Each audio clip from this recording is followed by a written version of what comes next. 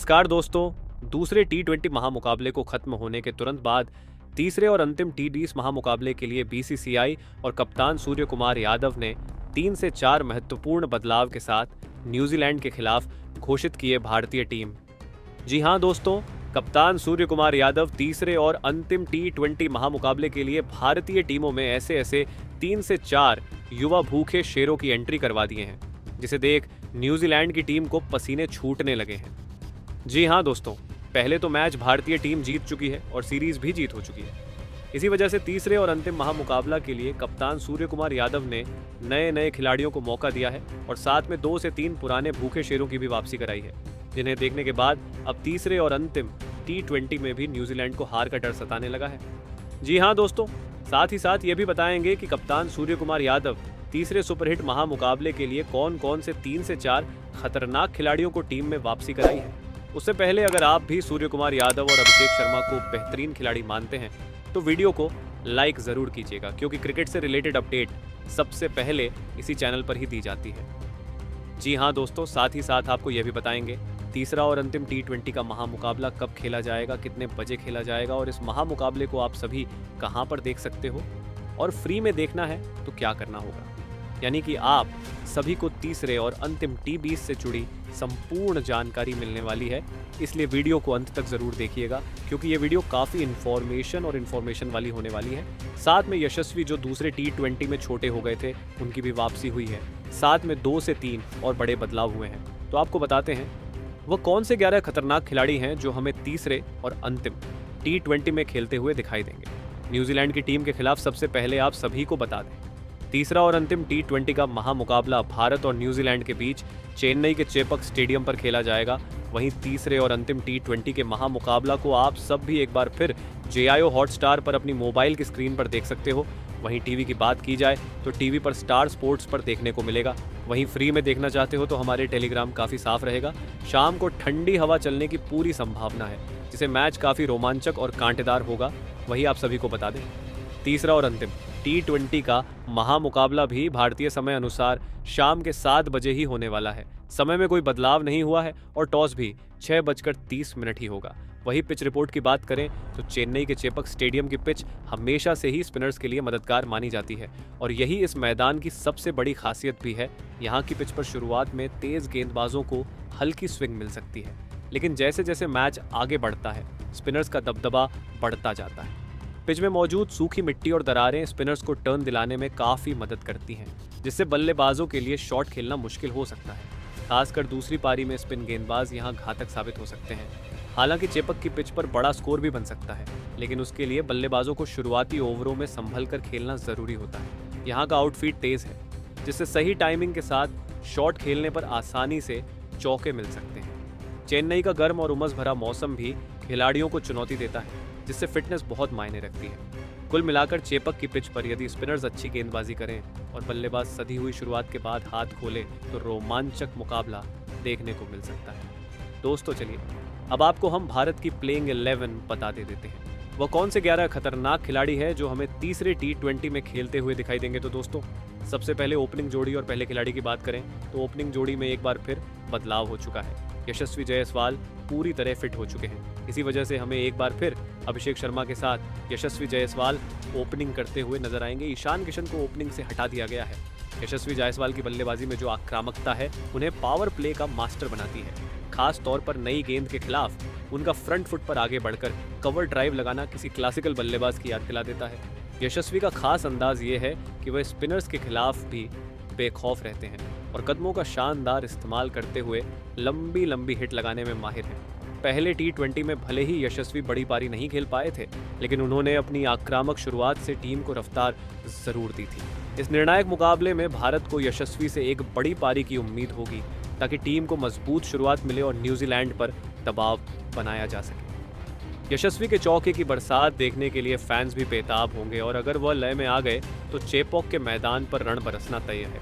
इसके बाद दूसरे खिलाड़ी और ओपनर के रूप में हमें एक बार फिर अभिषेक शर्मा ही नजर आने वाले हैं, जिन्होंने पहले और दूसरे दोनों ही टी20 में काफ़ी शानदार बल्लेबाजी का प्रदर्शन किया था। अभिषेक शर्मा ने अपने विस्फोटक अंदाज से न्यूजीलैंड के गेंदबाजों को शुरू से ही दबाव में डाल दिया था। पहले टी20 में उन्होंने ताबड़तोड़ शुरुआत देते हुए चौके की बारिश कर दी थी, तो वहीं दूसरे मुकाबले में भी उन्होंने वही अंदाज जारी रखा और पावर प्ले में तेजी से रन बटोरकर टीम इंडिया को मजबूत एस्त में पहुंचा दिया था।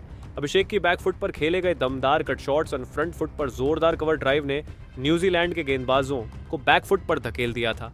खास तौर पर उनका मिड विकेट के ऊपर से लगाया गया और स्क्वायर लेग पर खेला गया फ्लिक शॉट तो देखने लायक था। उनकी यही आक्रामकता और फॉर्म टीम इंडिया के लिए तीसरे टी20 में भी बेहद अहम साबित हो सकती है।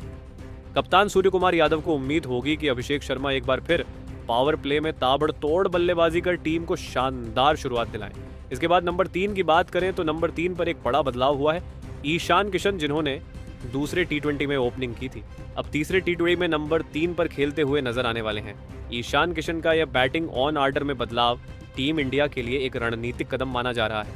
ईशान किशन की खासियत है कि वह किसी भी पोजीशन पर आकर तेजी से रन बनाने की काबिलियत रखते हैं। उनकी आक्रामक बल्लेबाजी खास तौर पर स्पिनर्स के खिलाफ टीम इंडिया के लिए तीसरे नंबर पर बेहद फायदेमंद साबित हो सकती है। ईशान किशन के कवर ड्राइव, पुल शॉट और लॉन्ग ऑन के ऊपर से लगने वाले दमदार किसी भी गेंदबाजी आक्रमण को ध्वस्त करने का माददा रखते हैं। उन्होंने पिछले मैच में जबरदस्त हुक शॉट खेलकर जड़े थे। वहीं शॉर्ट पिच गेंदों पर उनका बैकफुट पंच भी देखने लायक था। न्यूजीलैंड के मीडियम पेसर्स और स्पिनर्स के खिलाफ ईशान की यह आक्रामक शैली भारतीय टीम को मजबूत स्थिति में ला सकती है। कप्तान सूर्य कुमार यादव को उम्मीद होगी कि ईशान किशन तीसरे टी20 में भी अपने वही विस्फोटक अंदाज में नजर आएं और भारतीय पारी को मजबूत करें। इसके बाद नंबर 4 की बात करें तो इस स्थान पर हमें खुद कप्तान सूर्य कुमार यादव खेलते हुए नजर आएंगे। सूर्य यादव का मौजूदा फॉर्म कमाल का रहा है और वह इस समय शानदार लय में दिखाई दे रहे हैं। खास बात यह है कि सूर्य कुमार यादव की बल्लेबाजी का अंदाज उन्हें सबसे अलग बनाता है।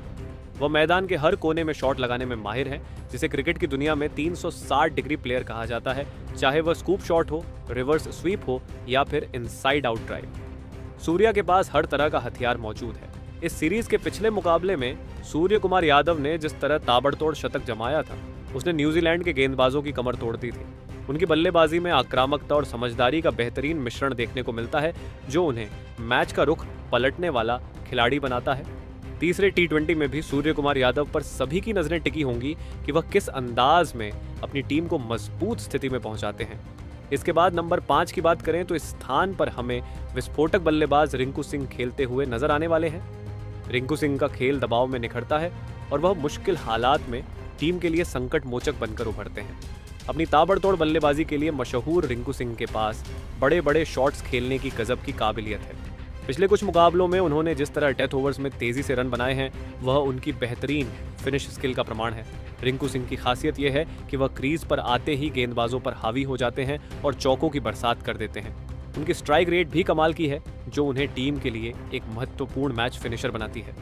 तीसरे टी20 में रिंकू सिंह पर सभी की नजरें रहेंगी कि वह किस अंदाज में अपने विस्फोटक शॉट से न्यूजीलैंड के गेंदबाजों की धज्जियां उड़ाते हैं। इसके बाद नंबर 6 पर हमें विकेटकीपर बल्लेबाज संजू सैमसन ही खेलते हुए नजर आएंगे, जिन्होंने पिछले मुकाबले में अपनी धमाकेदार बल्लेबाजी से सबका दिल जीत लिया था। दूसरे टी20 में संजू सैमसन ने 80 रनों की शानदार पारी खेली थी, जिसमें उन्होंने अपने क्लासिक कवर ड्राइव, दमदार पुल शॉट और बेहतरीन टाइमिंग का जबरदस्त प्रदर्शन किया था। संजू सैमसन की सबसे बड़ी ताकत उनकी आक्रामक बल्लेबाजी है, जो उन्हें किसी भी परिस्थिति में तेजी से रन बनाने में मदद करती है। खास तौर पर स्पिनर्स के खिलाफ उनका खेल बेहद प्रभावशाली है, जहां वह कदमों का शानदार इस्तेमाल कर बड़े बड़े शॉट्स लगाते हैं। तीसरे टी20 में भी संजू सैमसन पर बड़ी जिम्मेदारी होगी कि वह मिडिल ऑर्डर को मजबूती दें और अपने ताबड़तोड़ शॉट्स से टीम के स्कोर को बड़े लक्ष्य तक पहुंचाएं। इसके बाद नंबर 7 पर हमें बतौर ऑलराउंडर एक बार फिर हार्दिक पांड्या ही नजर आने वाले हैं, जो अपनी विस्फोटक बल्लेबाजी और धारदार गेंदबाजी के लिए जाने जाते हैं। हार्दिक पांड्या भारतीय टीम के वह खिलाड़ी हैं जो न सिर्फ मिडिल ऑन ऑर्डर में तेजी से रन बनाने की क्षमता रखते हैं, बल्कि जब टीम को मुश्किल परिस्थितियों से बाहर निकालने की जरूरत होती है, तब हार्दिक अपनी सूझबूझ भरी बल्लेबाजी से टीम को संभालने का काम भी बखूबी करते हैं। पहले टी20 में उन्होंने अपनी बल्लेबाजी का दम दिखाया था, जहां उन्होंने आक्रामक अंदाज में कुछ बेहतरीन चौके जड़े थे। खास तौर पर उनकी स्ट्रेट ड्राइव और पुल शॉट्स देखने लायक थे, जिससे उन्होंने गेंदबाजों पर दबाव बनाकर तेज गति से रन जोड़े। वहीं दूसरे टी20 में हार्दिक पांड्या ने गेंदबाजी में भी कमाल का प्रदर्शन किया था। अपनी सटीक यॉर्कर और धीमी गेंदों से उन्होंने न्यूजीलैंड के बल्लेबाजों को खूब परेशान किया। हार्दिक की सबसे बड़ी खूबी उनकी मानसिक मजबूती है, जो उन्हें दबाव की स्थिति में भी निडर बनाती है। जब टीम संकट में होती है तो हार्दिक का क्रीज पर रहना भारतीय खेमे में विश्वास बनाए रखता है। इसके अलावा उनकी गेंदबाजी में भी निरंतर सुधार देखने को मिला है, जहां वह पावर प्ले में स्विंग कराने के अलावा डेथ ओवरों में कसी हुई लाइन, लेंथ से रन रोकने का काम बखूबी करते हैं। ऐसे में तीसरे और अंतिम T20 में हार्दिक पांड्या का रोल एक बार फिर बेहद अहम रहने वाला है। तो दोस्तों, आपकी क्या राय है? नीचे कमेंट करके जरूर बताएं और ऐसी शानदार खबरों के लिए चैनल को सब्सक्राइब करें। धन्यवाद।